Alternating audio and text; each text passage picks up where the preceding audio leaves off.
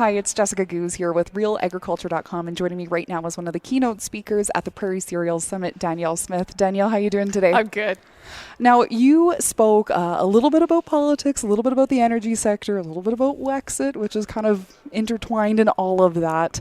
But first off, just wanted to get your kind of take, obviously, on the big news that happened today with Andrew Scheer, the leader of the Conservative Party, stepping down from his position. Were you shocked by this? I was shocked at the way that he ended up getting forced out because I observed on election night that there were already forces saying that he had to go.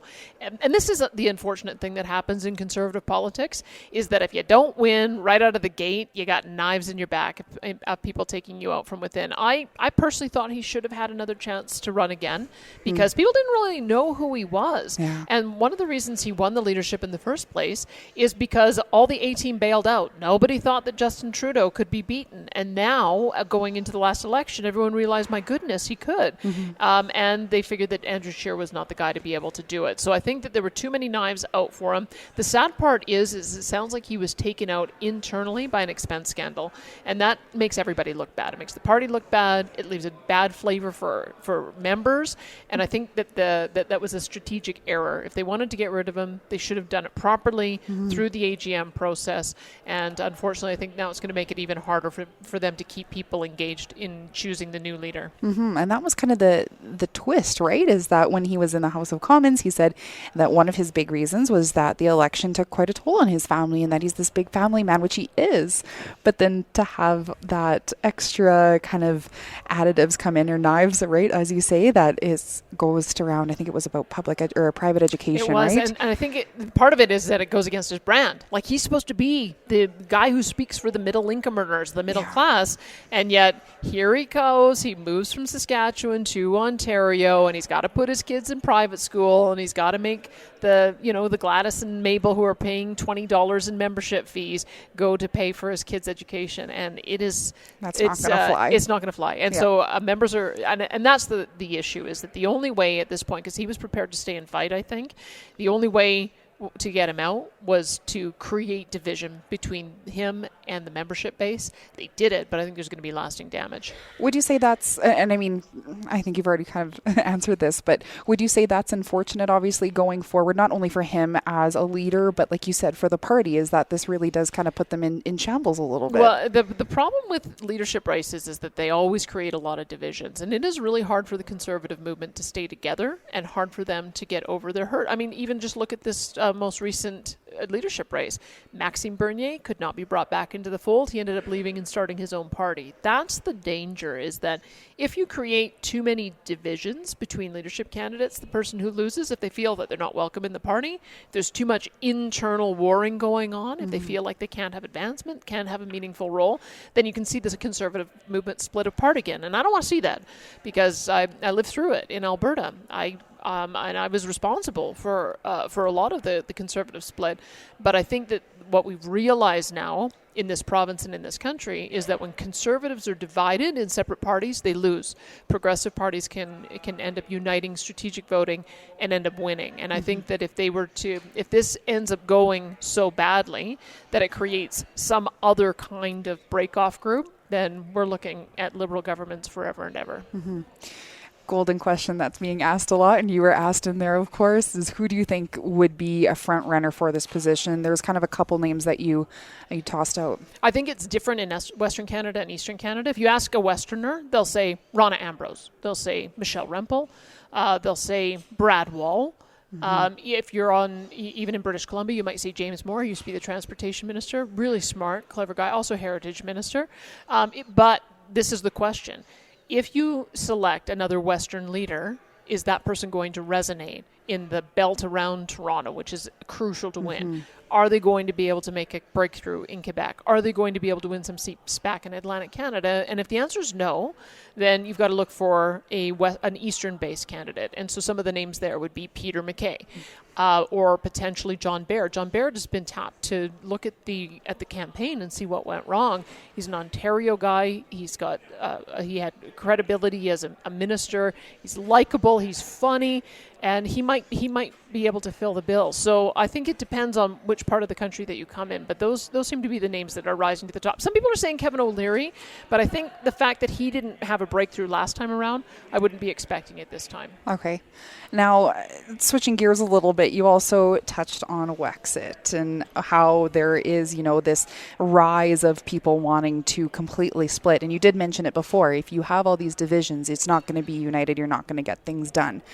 In reality, how much of a threat or how serious or concern should people kind of take Wexit? So somebody asked me the question about Wexit, and my personal view is that Jason Kenney's doing a great job in raising the issues that need to be raised and in demonstrating to Ottawa that we're serious about getting some answers. But I would say that if Jason Kenney doesn't take serious action on some major files, that will make Wexit more real. And a few of the things that he needs to do is, number one, I think front and center, he has to establish our own Alberta pension plan for a couple of reasons. One is that it is so unfair that Alberta taxpayers who are higher income earning, who are younger, are paying the lion's share of the premiums into the fund. I had somebody on my show who said that about $120 billion of the $440 billion fund is based on contributions from Alberta. So we're over contributing, as we do in every federal program, into CPP. That's one hit. The other, to add insult to all of it, is there isn't even an Alberta representative on the CPP investment board. So who's advising them about what investments they should be making? They're making investments in affordable housing in Mumbai. They're buying into solar panel companies. And there's a growing divestment movement among public sector pension plans to get out of the energy sector. So this would be daft for us to continue overpaying into CPP if they end up turning that fund into a political slush fund for political decisions based on the priorities of a Liberal government. So I think for all of those reasons, we've got to repatriate those dollars so that the decisions can be made in the best interest of Albertans. People are a bit concerned about it, but they need to understand a couple things, that it's the law, that the only way we'd be able to opt out is if we offered equivalent benefits to the CPP. So anyone getting the CPP right now would get exactly the same amount of money. It would just come from a different account. And the best part about it is that young people who are paying the premiums would pay less. That would be one thing. The other thing is I think he's got to act on on collecting our own income taxes. He's got to act on establishing our own provincial police force, because this is the way in which he can tamp down the expectations of those who want to Wexit. Anyone who wants to leave, how do you do that if you aren't collecting your own taxes? Is Ottawa going to keep doing that? How are you going to leave if the RCMP are still policing your rural communities? How are you going to leave if you're going to rely on Ottawa to send checks to your pensioners? You have to do these things anyway, but these are just good things for us to do because in themselves they make sense. And because we are a grown-up province, we need to do the same thing that other grown-up provinces do, which is take care of our own provincial jurisdiction. And so I think if Kenney acts on a number of those things, that will tamp down the expectation for him to go further. If he doesn't, then that's where I think there's a potential for the Wexiters to win a couple of seats federally and maybe even a couple seats provincially. Interesting, but that's going to take a couple of years, it obviously. Will, yeah. Well, stay tuned. We'll see how that goes. We'll see how that goes for sure. Now, talking about Alberta, oil and gas, that was another thing that you talked about here, and how, the farming community, agriculture really does need to kind of look out for everybody, right? And why is that? Well, part of what the extreme environmentalists have done is a divide and conquer strategy. And they tested out this strategy on the forestry industry first. They practically shut down our forestry industry. They're chaining themselves to trees and equipment to prevent old growth forests from being cut down during the Clioquat protests, and it raised them a lot of money. So when they moved on to the next issue, they moved on to oil sands, and they've been on this tar sands campaign, has been a dedicated strategy since 2008 with environmental groups getting together with U.S. foundations and other funders to landlock Alberta oil. And there wasn't a fight back strategy. We're just now launching a Canadian Energy Centre, just launched this week. And that is the first time that the industry has fought back and the government has fought back in any meaningful way. But they've already moved on. They moved on to beef. They moved on to cattle. There was a story out today saying that we need to get to peak beef by 2030 is what they're talking about, and limiting the amount of production of beef in industrialized countries. And what comes after that? Well, then what comes after that is attacking natural gas. And when you attack natural gas, you're attacking two sectors. Not only are you attacking the energy energy sector, you're also attacking agriculture. Because half of the world's population is alive today because we figured out how to make fixed nitrogen using natural gas. If you keep it in the ground, that means that you are developing a strategy that requires billions of people to leave the planet. And you certainly will not be able to keep up with food production. No. And so it may well be that the crop producers are thinking, woohoo, the environmentalists are on our side. They're talking about plant protein. But once you scratch through the surface, once they've killed the beef industry, it's going to be the crops that come next, because they do not like industrial agriculture. They do not want chemicals. They do not want fertilizers. They do not want bioengineered products. They want everyone to have their own small farming plot with essentially sustainable farming where you just feed yourself. And we know that that's not a way to feed potentially 10 billion people when we get to 2050. So I would say that I think there's some complacency. I think there's a lot of food producers who think, well, urban people, they understand where their food comes from. We're feeding them. Urban people don't understand that. That's what the energy sector thought. And the energy sector thought, as you're filling up your SUV with gasoline, that there was a connection, that came from oil out of the ground. There's no connection. And it has to be a deliberate connection. People are now so far removed from the farm that they don't know where their food comes from. And I think it's up to the industry to make sure that they do know it and to support other food producers. Don't think that you win at the expense of beef, because you both lose in the end with the divide and conquer strategy. How do you feel the agriculture community can support that? Like, what types of ways? Obviously, like you said, this committee or this organization was just launched this past week. What else do you see that the ag community can kind of help with? The unfortunate thing is that it's the Canadian Energy Centre. So I think that they almost missed an opportunity to add in agriculture to it, because I think they'll just be advocating on behalf of the bitumen producers and the natural gas producers and conventional oil. That may change, and maybe that's something that the ag producers should do. They should say, look, we are big consumers of energy, and that allows us to be a target, and you need to put us into your talking point. So I think that would be one thing. There also needs to be a multi-tiered strategy. I think that piggybacking on some of the work that the energy sector is already doing, the natural gas producers, they've got a great story to tell. They talk about how they can reduce global emissions of greenhouse gases by selling LNG to China and India and displacing coal, and that helps us. And I think that the agriculture sector needs to start thinking of how they can make that same argument, because they can. Our agriculture producers, whether it's beef and grasslands or whether it's crops and soils, and as well as the trees planted on marginal lands, those are fantastic carbon sinks. That should be measured. It should be taken to the government saying, look, we are net zero producers of food. We may use these inputs, but look at what we're providing. Because I think that there is some skepticism among the ag sector that they don't need to worry about this issue, that they're skeptical about what the scientific data say. They're skeptical about whether or not they need to act. This isn't about science anymore, it's about politics. And we have now a government that has the ability to pass laws that can shut down industries. They pass anti-pipeline laws that shut down the construction of pipelines. They pass methane restrictions that have the potential to shut down our gas industry.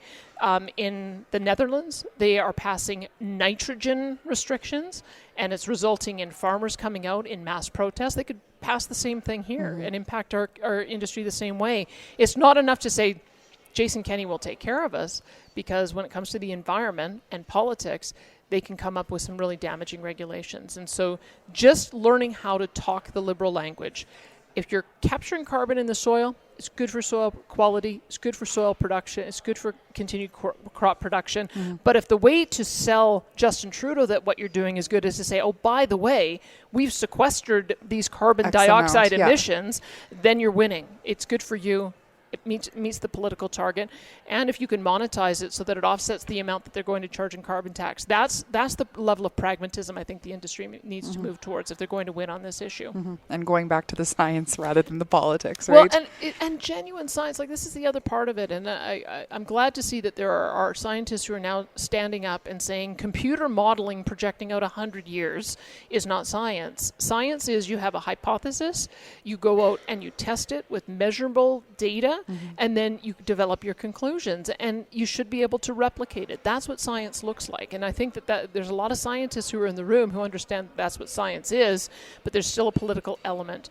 You still have Greta Thunberg, who was named Time Person of the Year, who managed to get a speaking spot at the most recent climate change meetings when our own industry representative from the Canadian Association of Petroleum Producers could not. So if that's who the world is listening to, a 16-year-old teenager who is at the far extreme of climate hysteria, then there needs to be a counter-reaction to that. Otherwise, that's the direction that lawmakers are going to go in. So going back to kind of what language do they speak, and we need to get our message to that. Speak the language and talk to those industries that have learned how to speak the language as well. Because there's that same skepticism that you have in the energy sector, because those are scientists too. The geologists and geophysicists, they have looked at the change in climate over millions of years, because that's how they know that their product was created. And so when they're looking at all of the data saying, why are you only looking at the last 20 years, it's perplexing to them too. But the industry has figured out a way to use technology to get to the end.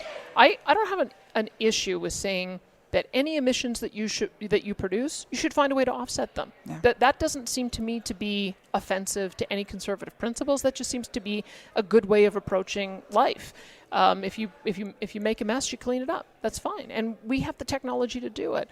This is why I have optimism. Is that when I grew up, the big scare was about a pending ice age, because we were producing too much sulfur dioxide, and the aerosols were going up into the environment, and they were deflecting the sun back out into space, and we weren't going to get enough heat on the planet, and we were all going to die. Well, so they created rules around sulfur dioxide and a market for reducing it, and then they declared the problem solved. Next big problem was the ozone, that we were producing chlorofluorocarbons, and it was eating the ozone, and we were all going to die. Well, then we found some other chemical we were able to use so that we could still have air conditioning.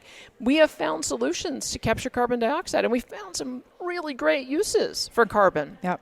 Carbon nanofiber for construction materials. You can use carbon dioxide for enhanced oil recovery. You can use it for building materials. You can turn it back into fuel. This is a great discovery. And so why not encourage more of that technological development and then declare that you solved the problem? And then the environmentalists can go on to the next issue. They can go on to cleaning up plastics in the ocean, which is something I really think that they should be focused on. Exactly. No, for sure. And I think actually that's funny that you say that, because even the other day I read an article about how going from plastic or going to paper straws is actually worse than using plastic straws, right? So who knows what the next issue will be, but hopefully we can get the current issues solved and taken care of. Danielle, thank you so much for your time. I appreciate it. My pleasure. Thank you.